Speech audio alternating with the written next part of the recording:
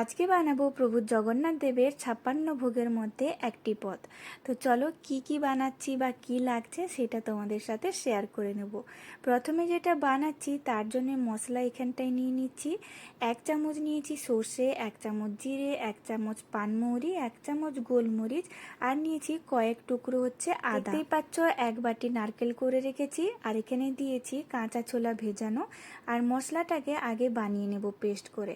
আর সবজিতে লাগছে এখানটায় কলা, কুমড়ো, আলু, কচু, বেগুন, আর লাগছে বরবটি।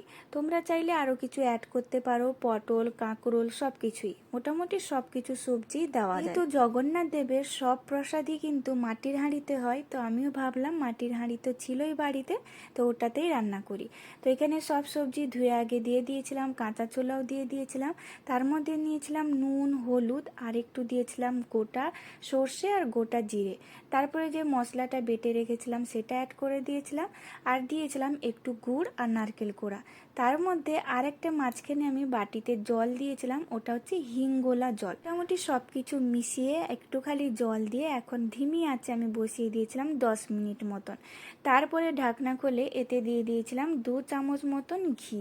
পুরোটা সবজিটাই কিন্তু অয়েলে হবে না, ঘি দিয়েই হবে, আর লাস্টেই ঘিটাকে অ্যাড করতে হবে।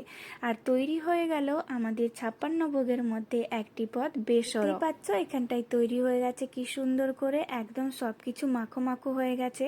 আর তারপরে আরেকটা আমি পদ বানিয়েছিলাম মিঠা ডালি, যেটা ডাল হয় সেটাই।